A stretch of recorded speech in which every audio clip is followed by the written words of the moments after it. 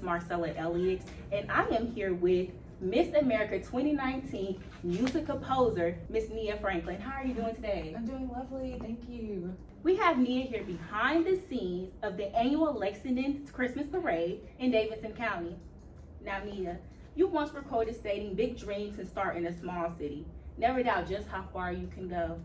After going out into the world and moving to New York and achieving all the success that you have, how does it feel to be here now in Davidson County, celebrating in community with the community that raised you? It's always wonderful to be in Davidson County. This is where I grew up, and I went to school here for many years, and it's a really small community, but it's one that really builds a lot of character, and the community is just so important. So it's great to be back. Well, it's great to see you and have you here. So during the pageant, you were questioned about our generation's common issue with self-esteem and body image. You responded by stating that you could relate having attended a predominantly Caucasian school and feeling out of place due to the color of your skin. However, you were able to overcome this growing up by finding your love of arts through music, which in return helped you to feel more positive about yourself, encouraging young women to do the same. My question to you is, what was the pivotal moment that sparked your interest for the art of music? And what resources did you utilize here in Davidson County that assisted in exposing you to the possibilities within the field? I just always grew up with a love for music, growing up in church, singing on the choir and everything. And then in middle school, I actually did the talent show at North Davidson Middle School in 7th grade, and I just loved being on stage in that kind of a way. And then in high school, I finally decided to join chorus. I never knew if it was something that was really right for me or if I would fit in, being that I grew up singing in choir and more of an R&B style, gospel style, and so I was a little nervous to come into a more classical setting because I knew that was what most choruses were like in a school setting, in an academic setting. So I was a little nervous about that, but I'm really glad that I just decided to go for it. And so I would say that, like, even if something seems a little scary or it's something that's out of your comfort zone, that can really be a great time for growth, because I learned so much about what type of music I wanted to get into. I already had a background in like R&B, gospel, and that sort of a genre, but classical was a genre that just showed me a whole nother world and has helped me just continue to grow as an artist.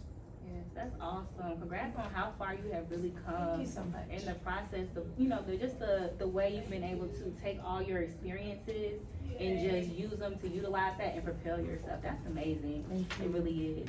Okay, so my next question to you, for everybody who's interested in getting into the music business, if you're in the school system and I think I want to be a music artist, maybe I want to compose some music. What would you say is the most important piece of advice you can give an up-and-coming artist about the business side of the music industry? What would it be? That's a really tough question. I think I'm still figuring that out myself in a lot of ways. But one of the biggest lessons I've learned is to just network and put yourself out there. Of course, be careful and make sure you're in safe environments at all times.